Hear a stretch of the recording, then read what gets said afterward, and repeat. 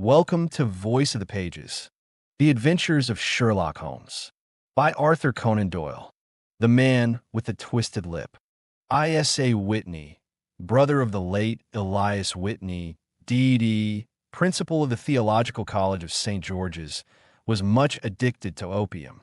The habit grew upon him, as I understand, from some foolish freak when he was at college. For having read De Quincey's description of his dreams and sensations, he had drenched his tobacco with laudanum in an attempt to produce the same effects. He found, as so many more have done, that the practice is easier to attain than to get rid of, and for many years he continued to be a slave to the drug, an object of mingled horror and pity to his friends and relatives. I can see him now, with yellow, pasty face, drooping lids, and pinpoint pupils, all huddled in a chair, the wreck and ruin of a noble man. One night, it was in June '89, there came a ring to my bell about the hour when a man gives his first yawn and glances at the clock. I sat up in my chair, and my wife laid her needlework down in her lap and made a little face of disappointment. "A patient," said she. "You'll have to go out." I groaned, for I was newly come back from a weary day. We heard the door open, a few hurried words, and then quick steps upon the linoleum. Our own door flew open, and a lady, clad in some dark-colored stuff, with a black veil, entered the room. "You will excuse my calling so late," she began, and then, suddenly losing her self-control, she ran forward, threw her arms about my wife's neck, and sobbed upon her shoulder. "Oh, I'm in such trouble," she cried. "I do so want a little help." "Why," said my wife, pulling up her veil, "it is Kate Whitney." "How you startle me, Kate. I had not an idea who you were when you came in. I didn't know what to do, so I came straight to you. That was always the way." Folk who were in grief came to my wife like birds to a lighthouse. "It was very sweet of you to come. Now, you must have some wine and water, and sit here comfortably and tell us all about it. Or should you rather that I sent James off to bed?" "Oh, no. I want the doctor's advice and help, too. It's about Isa. He has not been home for 2 days. I am so frightened about him." It was not the first time that she had spoken to us of her husband's trouble, to me as a doctor, to my wife as an old friend and school companion. We soothed and comforted her by such words as we could find. Did she know where her husband was? Was it possible that we could bring him back to her? It seems that it was. She had the surest information that of late he had, when the fit was on him, made use of an opium den in the farthest east of the city. Hitherto his orgies had always been confined to one day, and he had come back, twitching and shattered, in the evening. But now the spell had been upon him 48 hours, and he lay there, doubtless among the dregs of the docks, breathing in the poison or sleeping off the effects. There he was to be found, she was sure of it, at the Bar of Gold in Upper Swandam Lane. But what was she to do? How could she, a young and timid woman, make her way into such a place and pluck her husband out from among the ruffians who surrounded him? There was the case, and of course there was but one way out of it. Might I not escort her to this place? And then, as a second thought, why should she come at all? I was Isa Whitney's medical advisor, and as such I had influence over him. I could manage it better if I were alone. I promised her on my word that I would send him home in a cab within 2 hours if he were indeed at the address which she had given me. And so in 10 minutes I had left my armchair and cheery sitting room behind me, and was speeding eastward in a hansom on a strange errand, as it seemed to me at the time, though the future only could show how strange it was to be. But there was no great difficulty in the first stage of my adventure. Upper Swandam Lane is a vile alley lurking behind the high wharves which line the north side of the river to the east of London Bridge. Between a slop shop and a gin shop, approached by a steep flight of steps leading down to a black gap like the mouth of a cave, I found the den of which I was in search. Ordering my cab to wait, I passed down the steps, worn hollow in the center by the ceaseless tread of drunken feet, and by the light of a flickering oil lamp above the door, I found the latch and made my way into a long, low room thick and heavy with the brown opium smoke and terraced with wooden berths, like the forecastle of an emigrant ship. Through the gloom, one could dimly catch a glimpse of bodies lying in strange, fantastic poses, bowed shoulders, bent knees, heads thrown back, and chins pointing upward, with here and there a dark, lackluster eye turned upon the newcomer. Out of the black shadows there glimmered little red circles of light, now bright, now faint, as the burning poison waxed or waned in the bowls of the metal pipes. The most lay silent, but some muttered to themselves, and others talked together in a strange, low, monotonous voice, their conversation coming in gushes, and then suddenly tailing off into silence, each mumbling out his own thoughts and paying little heed to the words of his neighbor. At the farther end was a small brazier of burning charcoal, beside which on a three-legged wooden stool there sat a tall, thin old man, with his jaw resting upon his two fists and his elbows upon his knees, staring into the fire. As I entered, a sallow Malay attendant had hurried up with a pipe for me and a supply of the drug, beckoning me to an empty berth. "Thank you. I have not come to stay," said I. "There is a friend of mine here, Mr. I.S.A. Whitney, and I wish to speak with him." There was a movement and an exclamation from my right, and peering through the gloom, I saw Whitney, pale, haggard, and unkempt, staring out at me. "My God, it's Watson," said he. He was in a pitiable state of reaction, with every nerve in a twitter. "I say, Watson, what o'clock is it?" "Nearly 11. "Of what day?" "Of Friday, June 19th. "Good heavens! I thought it was Wednesday." "It is Wednesday. What do you want to frighten a chap for?" He sank his face onto his arms and began to sob in a high treble key. "I tell you that it is Friday, man. Your wife has been waiting this 2 days for you. You should be ashamed of yourself." "So I am. But you've got mixed, Watson, for I have only been here a few hours, 3 pipes for pipes, I forget how many. But I'll go home with you. I wouldn't frighten Kate. Poor little Kate. Give me your hand. Have you a cab?" "Yes, I have one waiting." "Then I shall go in it. But I must owe something." "Find what I owe, Watson. I am all off color. I can do nothing for myself." I walked down the narrow passage between the double row of sleepers, holding my breath to keep out the vile, stupefying fumes of the drug, and looking about for the manager. As I passed the tall man who sat by the brazier, I felt a sudden pluck at my skirt, and a low voice whispered, "Walk past me, and then look back at me." The words fell quite distinctly upon my ear. I glanced down. They could only have come from the old man at my side, and yet he sat now as absorbed as ever, very thin, very wrinkled, bent with age, an opium pipe dangling down from between his knees, as though it had dropped in sheer lassitude from his fingers. I took 2 steps forward and looked back. It took all my self-control to prevent me from breaking out into a cry of astonishment. He had turned his back so that none could see him but I. His form had filled out, his wrinkles were gone, the dull eyes had regained their fire, and there, sitting by the fire and grinning at my surprise, was none other than Sherlock Holmes. He made a slight motion to me to approach him, and instantly, as he turned his face half round to the company once more, subsided into a doddering, loose-lipped senility. "Holmes," I whispered, "what on earth are you doing in this den?" "As low as you can," he answered. "I have excellent ears. If you would have the great kindness to get rid of that sottish friend of yours, I should be exceedingly glad to have a little talk with you. I have a cab outside. Then pray send him home in it. You may safely trust him, for he appears to be too limp to get into any mischief. I should recommend you also to send a note by the cabman to your wife to say that you have thrown in your lot with me. If you will wait outside, I shall be with you in 5 minutes." It was difficult to refuse any of Sherlock Holmes' requests, for they were always so exceedingly definite and put forward with such a quiet air of mastery.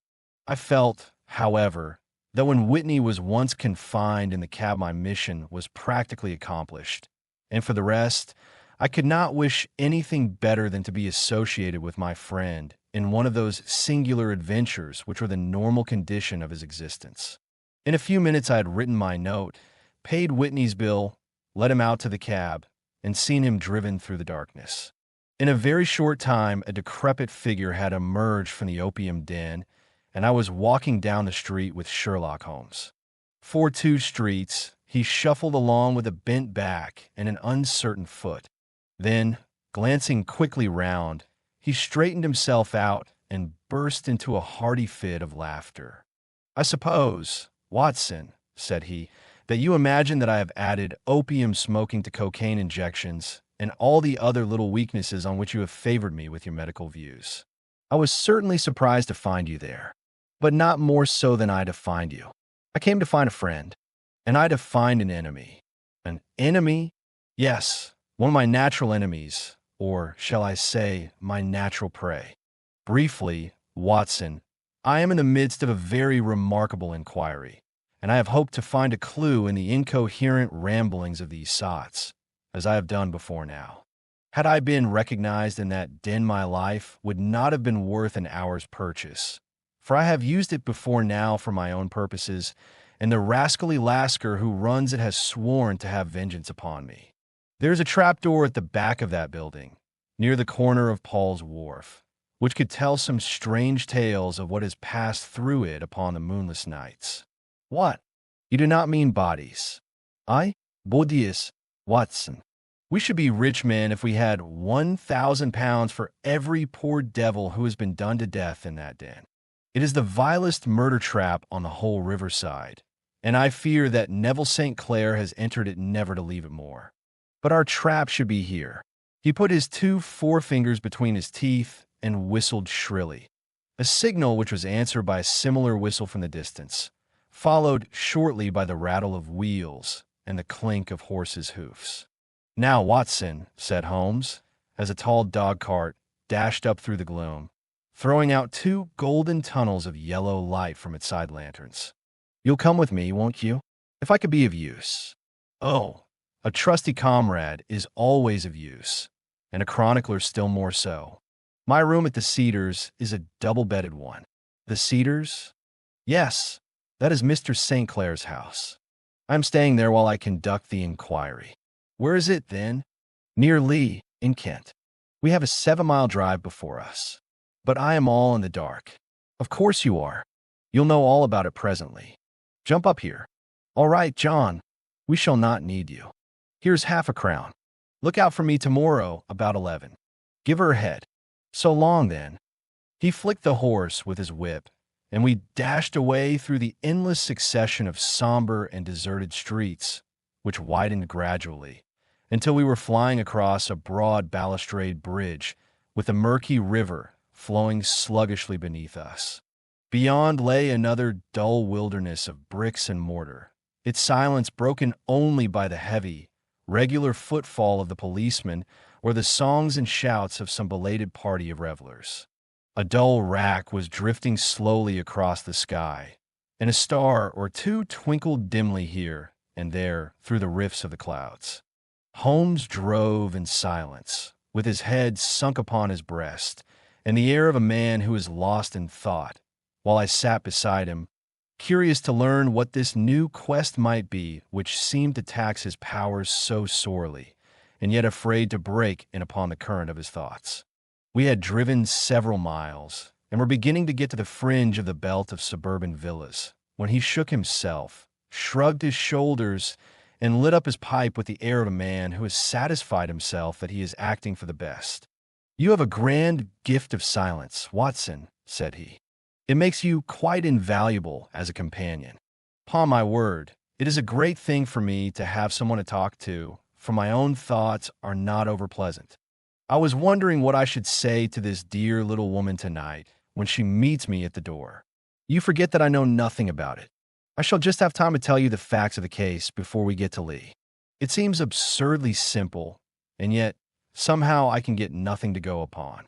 There's plenty of thread, no doubt, but I can't get the end of it into my hand. Now, I'll state the case clearly and concisely to you, Watson, and maybe you could see a spark where all is dark to me." "Proceed, then." "Some years ago, to be definite, in May 1884, there came to Lee a gentleman, Neville St. Clair by name, who appeared to have plenty of money. He took a large villa, laid out the grounds very nicely, and lived generally in good style. By degrees, he made friends in the neighborhood, and in 1887 he married the daughter of a local brewer, by whom he now has 2 children. He had no occupation, but was interested in several companies and went into town as a rule in the morning, returning by the 5:14 from Cannon Street every night. Mr. St. Clair is now 37 years of age, is a man of temperate habits, a good husband, a very affectionate father, and a man who is popular with all who know him. I may add that his whole debts at the present moment, as far as we have been able to ascertain, amount to £88 tens, while he has £220 standing to his credit in the Capital and Counties Bank. There is no reason, therefore, to think that money troubles have been weighing upon his mind. Last Monday, Mr. Neville St. Clair went into town rather earlier than usual, remarking before he started that he had 2 important commissions to perform and that he would bring his little boy home a box of bricks. Now, by the merest chance, his wife received a telegram upon this same Monday, very shortly after his departure, to the effect that a small parcel of considerable value, which she had been expecting, was waiting for her at the offices of the Aberdeen Shipping Company. Now, if you are well up in your London, you will know that the office of the company is in Fresno Street, which branches out of Upper Swandam Lane, where you found me tonight. Mrs. St. Clair had her lunch, started for the city, did some shopping, proceeded to the company's office, got her packet, and found herself at exactly 4:35 walking through Swandam Lane on her way back to the station. Have you followed me so far? It is very clear. If you remember, Monday was an exceedingly hot day, and Mrs. St. Clair walked slowly, glancing about in the hope of seeing a cab, as she did not like the neighborhood in which she found herself. While she was walking in this way down Swandam Lane, she suddenly heard an ejaculation or cry, and was struck cold to see her husband looking down at her, and, as it seemed to her, beckoning to her from a second-floor window. The window was open, and she distinctly saw his face, which she describes as being terribly agitated. He waved his hands frantically to her, and then vanished from the window so suddenly that it seemed to her that he had been plucked back by some irresistible force from behind. One singular point which struck her quick feminine eye was that although he wore some dark coat, such as he had started town in, he had on neither collar nor necktie. Convinced that something was amiss with him, she rushed down the steps, for the house was none other than the opium den in which you found me tonight, and running through the front room, she attempted to ascend the stairs which led to the first floor. At the foot of the stairs, however, she met this Lascar scoundrel of whom I have spoken, who thrust her back and, aided by a Dane, who acts as assistant there, pushed her out into the street. Filled with the most maddening doubts and fears, she rushed down the lane and, by rare good fortune, met in Fresno Street a number of constables with an inspector, all on their way to their beat. The inspector and 2 men accompanied her back, and in spite of the continued resistance of the proprietor, they made their way to the room in which Mr. St. Clair had last been seen. There was no sign of him there. In fact, in the whole of that floor there was no one to be found save a crippled wretch of hideous aspect, who, it seems, made his home there. Both he and the Lascar stoutly swore that no one else had been in the front room during the afternoon.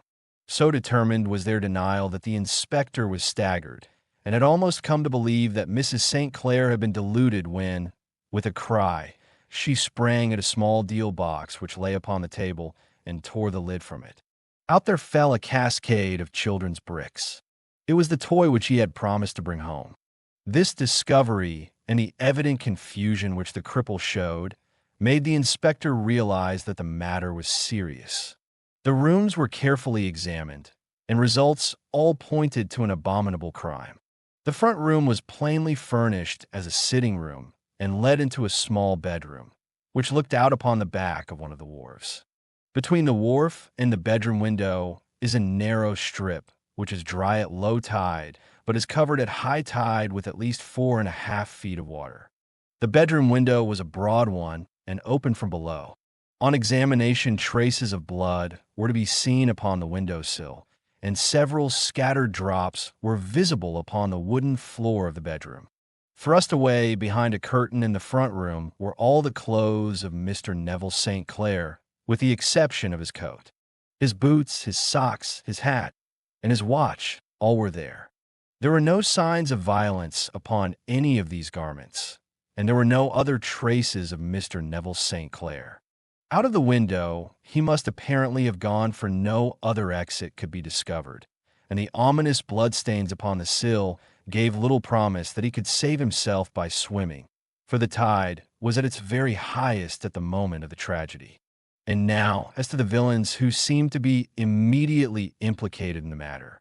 The Lascar was known to be a man of the vilest antecedents, but as, by Mrs. St. Clair's story, he was known to have been at the foot of the stair within a very few seconds of her husband's appearance at the window, he could hardly have been more than an accessory to the crime. His defense was one of absolute ignorance, and he protested that he had no knowledge as to the doings of Hugh Boone, his lodger, and that he could not account in any way for the presence of the missing gentleman's clothes. So much for the Lascar manager. Now for the sinister cripple who lives upon the second floor of the opium den, and who is certainly the last human being whose eyes rested upon Neville St. Clair. His name is Hugh Boone, and his hideous face is one which is familiar to every man who goes much to the city. He is a professional beggar, though in order to avoid the police regulations he pretends to a small trade in wax vestus. Some little distance down Threadneedle Street, upon the left-hand side, there is, as you may have remarked, a small angle in the wall. Here it is that this creature takes his daily seat, cross-legged with his tiny stock of matches on his lap, and as he is a piteous spectacle, a small rain of charity descends into the greasy leather cap which lies upon the pavement beside him. I have watched the fellow more than once before ever I thought of making his professional acquaintance, and I have been surprised at the harvest which he has reaped in a short time. His appearance, you see, is so remarkable that no one can pass him without observing him. A shock of orange hair, a pale face disfigured by a horrible scar, which by its contraction has turned up the outer edge of his upper lip, a bulldog chin, and a pair of very penetrating dark eyes, which present a singular contrast to the color of his hair, all mark him out from amid the common crowd of mendicants, and so, too, does his wit, for he is ever ready with a reply to any piece of chaff which may be thrown at him by the passers-by. This is the man whom we now learn to have been the lodger at the opium den, and to have been the last man to see the gentleman of whom we are in quest. But a cripple, said I. What could he have done single-handed against a man in the prime of life? He is a cripple in the sense that he walks with a limp, but in other respects he appears to be a powerful and well-nurtured man. Surely your medical experience would tell you, Watson, that weakness in one limb is often compensated for by exceptional strength in the others. Pray continue your narrative. Mrs. St. Clair had fainted at the sight of the blood upon the window, and she was escorted home in a cab by the police, as her presence could be of no help to them in their investigations. Inspector Barton, who had charge of the case, made a very careful examination of the premises, but without finding anything which threw any light upon the matter. One mistake had been made in not arresting Boone instantly, as he was allowed some few minutes during which he might have communicated with his friend the Lascar. But this fault was soon remedied, and he was seized and searched without anything being found which could incriminate him. There were, it is true, some bloodstains upon his right shirt sleeve, but he pointed to his ring finger, which had been cut near the nail, and explained that the bleeding came from there, adding that he had been to the window not long before, and that the stains which had been observed there came doubtless from the same source. He denied strenuously having ever seen Mr. Neville St. Clair, and swore that the presence of the clothes in his room was as much a mystery to him as to the police. As to Mrs. St. Clair's assertion that she had actually seen her husband at the window, he declared that she must have been either mad or dreaming. He was removed, loudly protesting, to the police station, while the inspector remained upon the premises in the hope that the ebbing tide might afford some fresh clue.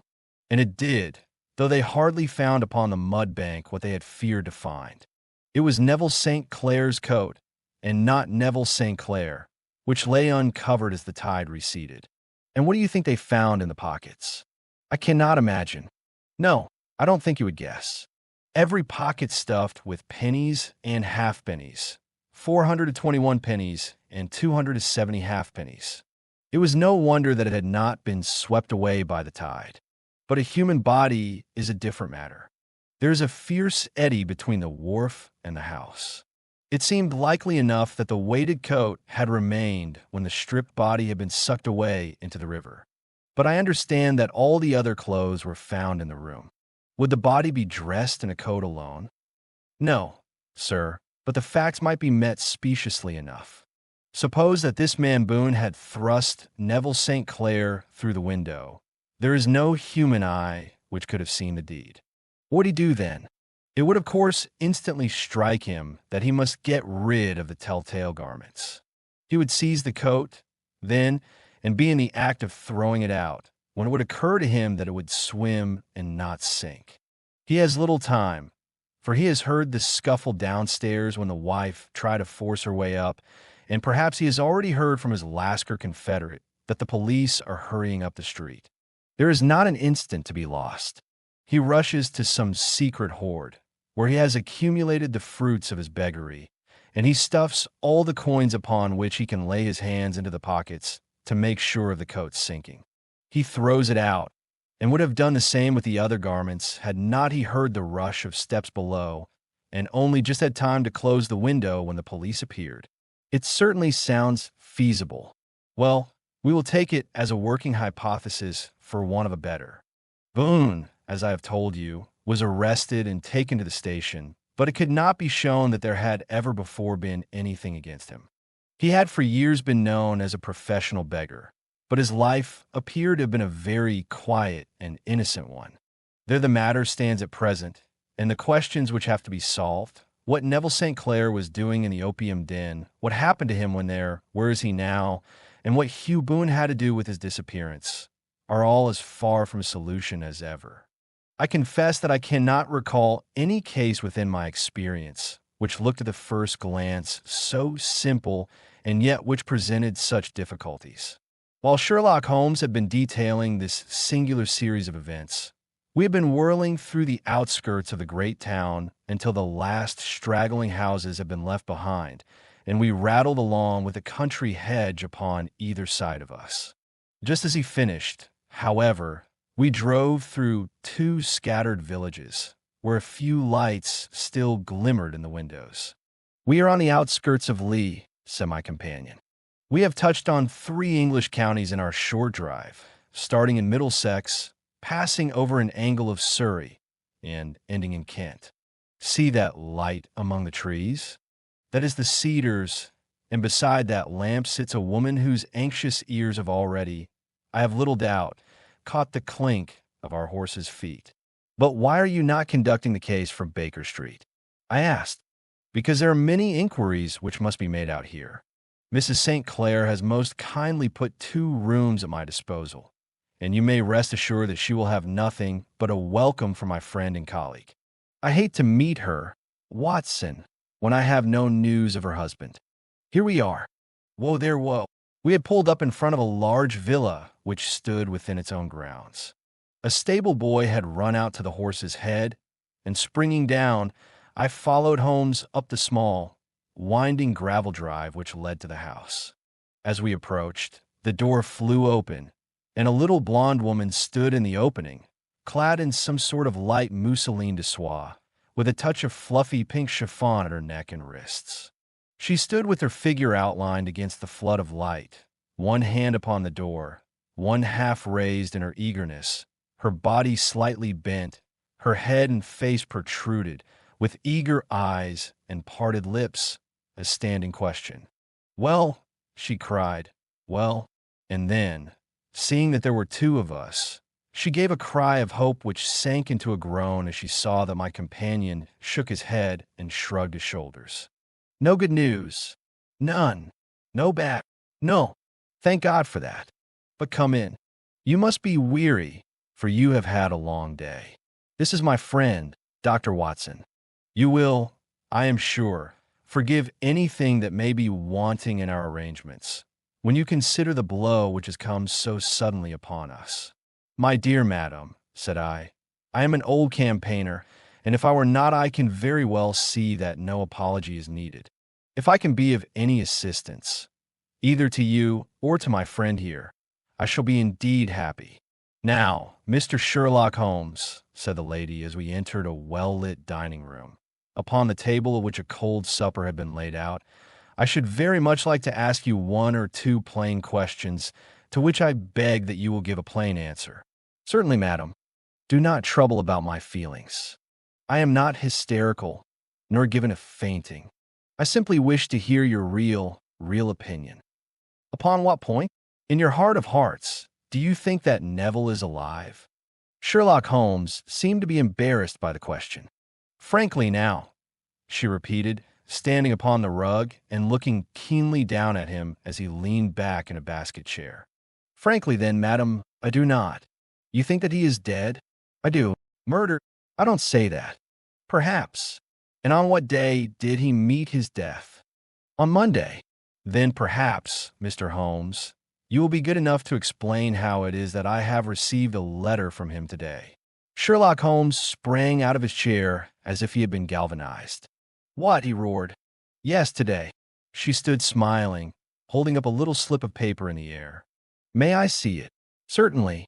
He snatched it from her in his eagerness, and smoothing it out upon the table, he drew over the lamp and examined it intently. I had left my chair and was gazing at it over his shoulder. The envelope was a very coarse one and was stamped with a Gravesend postmark and with the date of that very day, or rather the day before, for it was considerably after midnight. Coarse writing, murmured Holmes. Surely this is not your husband's writing, madam. No, but the enclosure is. I perceive also that whoever addressed the envelope had to go and inquire as to the address. How can you tell that? The name, you see, is in perfectly black ink, which has dried itself. The rest is of the grayish color, which shows that blotting paper has been used. If it had been written straight off and then blotted, none would be of a deep black shade. This man has written the name, and there has then been a pause before he wrote the address, which can only mean that he was not familiar with it.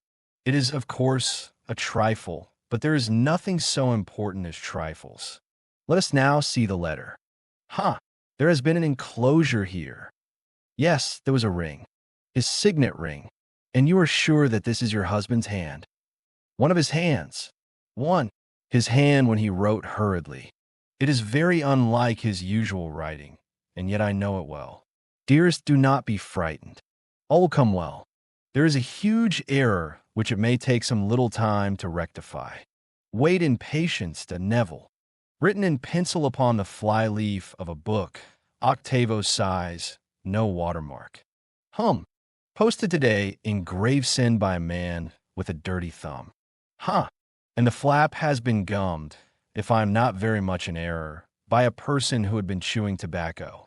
And you have no doubt that it is your husband's hand, madam? None. Neville wrote those words, and they were posted today at Gravesend. Well, Mrs. St. Clair, the clouds lighten, though I should not venture to say that the danger is over. But he must be alive, Mr. Holmes, unless this is a clever forgery to put us on the wrong scent. The ring, after all, proves nothing. It may have been taken from him. No, it is his very own writing. Very well. It may, however, have been written on Monday and only posted today. That is possible. If so, much may have happened between. Oh, you must not discourage me, Mr. Holmes. I know that all is well with him. There is so keen a sympathy between us that I should know if evil came upon him. On the very day that I saw him last, he cut himself in the bedroom, and yet I in the dining room rushed upstairs instantly with the utmost certainty that something had happened. Do you think that I would respond to such a trifle and yet be ignorant of his death? I have seen too much not to know that the impression of a woman may be more valuable than the conclusion of an analytical reasoner. And in this letter, you certainly have a very strong piece of evidence to corroborate your view. But if your husband is alive and able to write letters, why should he remain away from you? I cannot imagine. It is unthinkable. And on Monday, he made no remarks before leaving you? No. And you were surprised to see him in Swandam Lane? Very much so. Was the window open? Yes. Then he might have called to you? He might. He only, as I understand, gave an inarticulate cry. Yes. A call for help, you thought? Yes. He waved his hands, but it might have been a cry of surprise. Astonishment at the unexpected sight of you might cause him to throw up his hands. It is possible. And you thought he was pulled back? He disappeared so suddenly. He might have leaped back. You did not see anyone else in the room? No, but this horrible man confessed to having been there, and the Lascar was at the foot of the stairs. Quite so. Your husband, as far as you could see, had his ordinary clothes on, but without his collar or tie. I distinctly saw his bare throat. Had he ever spoken of Swandam Lane? Never. Had he ever showed any signs of having taken opium? Never. Thank you, Mrs. St. Clair. Those are the principal points about which I wish to be absolutely clear. We shall now have a little supper and then retire, for we may have a very busy day tomorrow. A large and comfortable double-bedded room had been placed at our disposal, and I was quickly between the sheets, for I was weary after my night of adventure.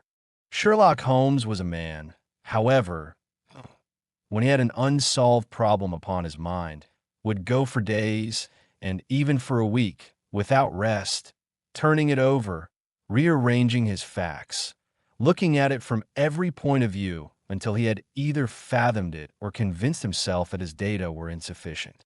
It was soon evident to me that he was now preparing for an all-night sitting. He took off his coat and waistcoat, put on a large blue dressing gown, and then wandered about the room collecting pillows from his bed and cushions from the sofa and armchairs. With these he constructed a sort of Eastern divan, upon which he perched himself cross-legged, with an ounce of shag tobacco and a box of matches laid out in front of him. In the dim light of the lamp, I saw him sitting there, an old briar pipe between his lips, his eyes fixed vacantly upon the corner of the ceiling, the blue smoke curling up from him, silent, motionless, with the light shining upon his strong-set, aquiline features. So he sat as I dropped off to sleep, and so he sat when a sudden ejaculation caused me to wake up, and I found the summer sun shining into the apartment. The pipe was still between his lips, the smoke still curled upward, and the room was full of a dense tobacco haze, but nothing remained of the heap of shag which I had seen upon the previous night. "Awake, Watson?" he asked. "Yes." "Game for a morning drive?" "Certainly." "Then dress. No one is stirring yet, but I know where the stable boy sleeps, and we shall soon have the trap out." He chuckled to himself as he spoke, his eyes twinkled, and he seemed a different man to the somber thinker of the previous night. As I dressed, I glanced at my watch. It was no wonder that no one was stirring. It was 25 minutes past 4. I had hardly finished when Holmes returned with the news that the boy was putting in the horse. "I want to test a little theory of mine," said he, pulling on his boots. "I think, Watson, that you are now standing in the presence of one of the most absolute fools in Europe. I deserve to be kicked from here to Charing Cross, but I think I have the key of the affair now." "And where is it?" I asked, smiling. "In the bathroom," he answered. "Oh, yes. I'm not joking," he continued, seeing my look of incredulity. "I have just been there, and I've taken it out, and I have got it in this Gladstone bag. Come on, my boy, and we shall see whether it will not fit the lock." We made our way downstairs as quietly as possible and out into the bright morning sunshine. In the road stood our horse and trap, with a half-clad stable boy waiting at the head. We both sprang in, and away we dashed down the London road. A few country carts were stirring, bearing in vegetables to the metropolis, but the lines of villas on either side were as silent and lifeless as some city in a dream. "It has been in some points a singular case," said Holmes, flicking the horse on into a gallop. "I confess that I have been as blind as a mole, but it is better to learn wisdom late than never to learn it at all." In town, the earliest risers were just beginning to look sleepily from their windows as we drove through the streets of the Surrey side.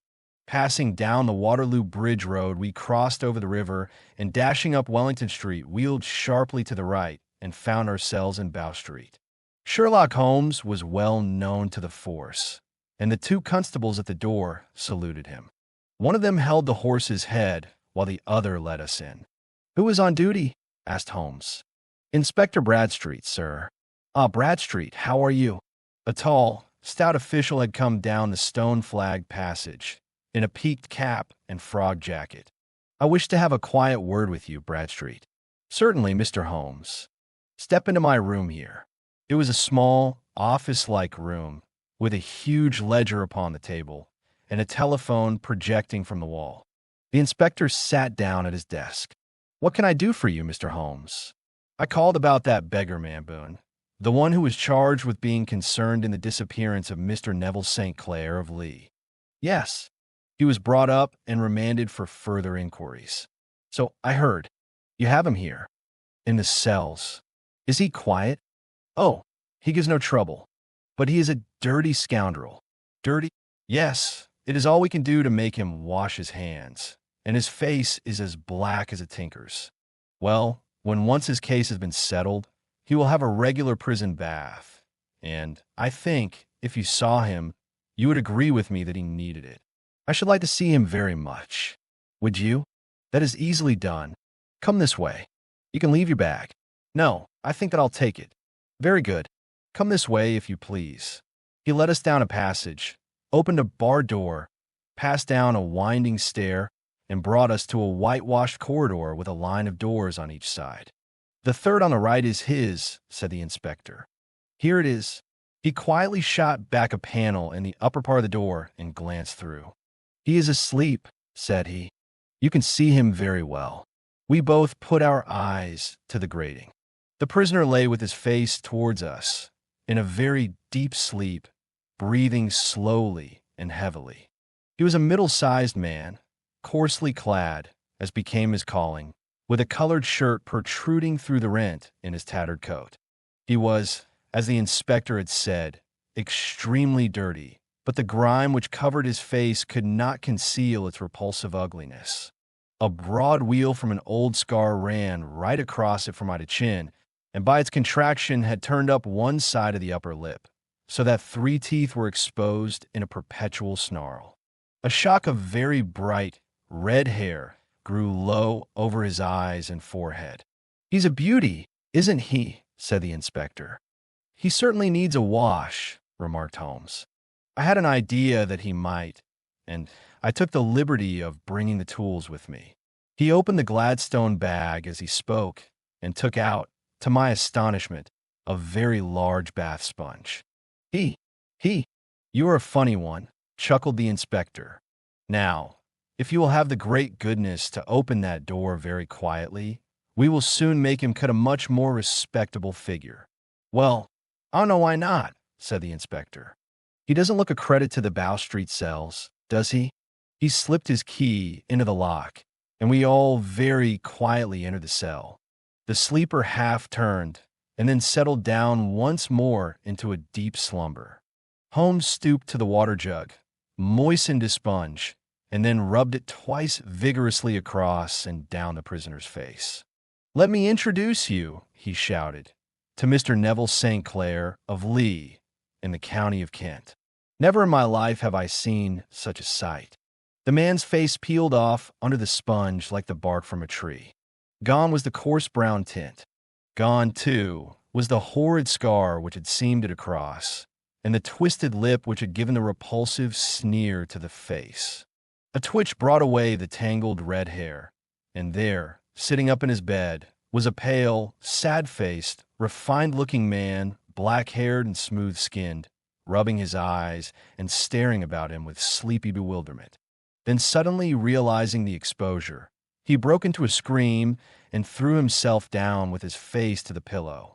"Great heavens!" cried the inspector. "It is indeed the missing man. I know him from the photograph." The prisoner turned with the reckless air of a man who abandons himself to his destiny. "Be it so," said he. "And pray what am I charged with?" "With making away with Mr. Neville St. "Oh, come, you can't be charged with that unless they make a case of attempted suicide of it," said the inspector with a grin. "Well, I have been 27 years in the force, but this really takes the cake. If I am Mr. Neville St. Clair, then it is obvious that no crime has been committed, and that, therefore, I am illegally detained." "No crime, but a very great error has been committed," said Holmes. "You would have done better to have trusted your wife." "It was not the wife. It was the children," groaned the prisoner. "God help me, I would not have them ashamed of their father. My God, what exposure! What can I do?" Sherlock Holmes sat down beside him on the couch and patted him kindly on the shoulder. "If you leave it to a court of law to clear the matter up," said he, "of course you can hardly avoid publicity.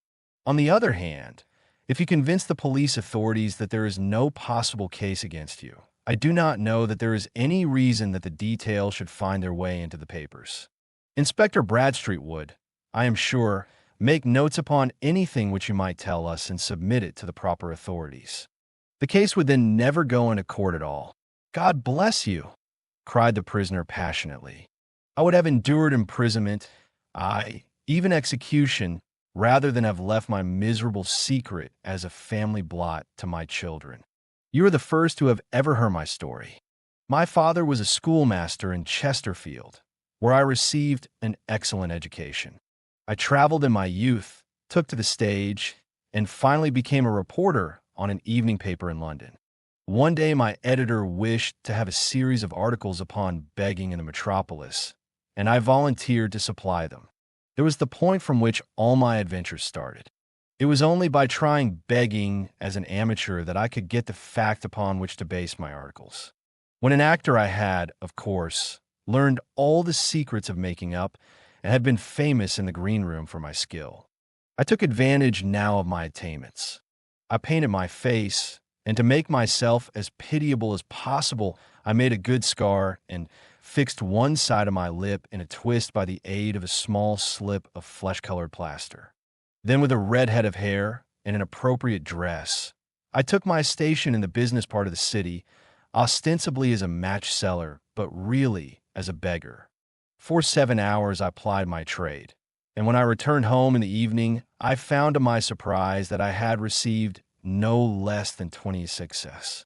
For D, I wrote my articles and thought little more of the matter until, some time later, I backed a bill for a friend and had a writ served upon me for £25. I was at my wits' end where to get the money, but a sudden idea came to me. I begged a fortnight's grace from the creditor, asked for a holiday from my employers, and spent the time in begging in the city under my disguise. In 10 days, I had the money and had paid the debt. Well, you can imagine how hard it was to settle down to arduous work at £2 a week when I knew that I could earn as much in a day by smearing my face with a little paint, laying my cap on the ground, and sitting still. It was a long fight between my pride and the money, but the dollars won at last, and I threw up reporting and sat day after day in the corner which I had first chosen, inspiring pity by my ghastly face and filling my pockets with coppers. Only one man knew my secret. He was the keeper of a low den in which I used to lodge in Swandam Lane, where I could every morning emerge as a squalid beggar and in the evenings transform myself into a well-dressed man about town. This fellow, a Lascar, was well paid by me for his rooms, so that I knew that my secret was safe in his possession. Well, very soon I found that I was saving considerable sums of money.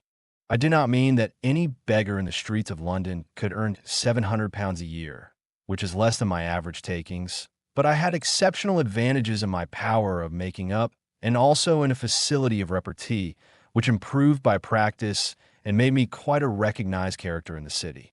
All day a stream of pennies, varied by silver, poured in upon me, and it was a very bad day in which I failed to take 2 pounds. As I grew richer, I grew more ambitious, took a house in the country, and eventually married, without anyone having a suspicion as to my real occupation. My dear wife knew that I had business in the city. She little knew what. Last Monday, I had finished for the day and was dressing in my room above the opium den when I looked out of my window and saw, to my horror and astonishment, that my wife was standing in the street, with her eyes fixed full upon me. I gave a cry of surprise, threw up my arms to cover my face, and, rushing to my confidant, the Lascar, entreated him to prevent anyone from coming up to me. I heard her voice downstairs, but I knew that she could not ascend. Swiftly I threw off my clothes, pulled on those of a beggar, and put on my pigments and wig. Even a wife's eyes could not pierce so complete a disguise. But then it occurred to me that there might be a search in the room, and that the clothes might betray me. I threw open the window, reopening by my violence a small cut which I had inflicted upon myself in the bedroom that morning. Then I seized my coat, which was weighted by the coppers which I had just transferred to it from the leather bag in which I carried my takings. I hurled it out of the window, and it disappeared into the Thames. The other clothes would have followed, but at that moment there was a rush of constables up the stair, and a few minutes after I found, rather I confess to my relief, that instead of being identified as Mr. Neville St. Clair, I was arrested as his murderer. I do not know that there is anything else for me to explain. I was determined to preserve my disguise as long as possible, and hence my preference for a dirty face.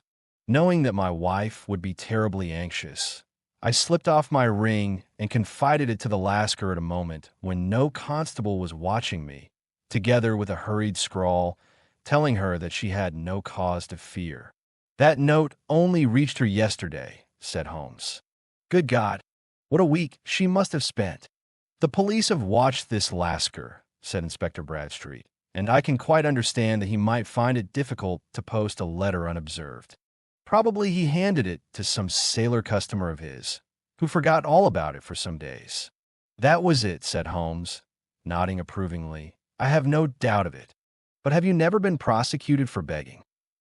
"Many times, but what was a fine to me?" "It must stop here, however," said Bradstreet.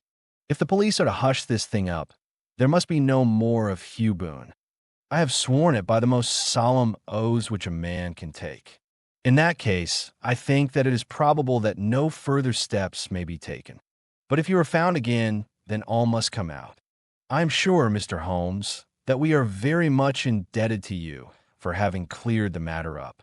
I wish I knew how you reach your results." "I reached this one," said my friend, "by sitting upon 5 pillows and consuming an ounce of shag. I think, Watson, that if we drive to Baker Street, we shall just be in time for breakfast." If you enjoyed listening, please subscribe to the channel by hitting the subscribe button below. After doing so, click the bell icon to receive new content notifications.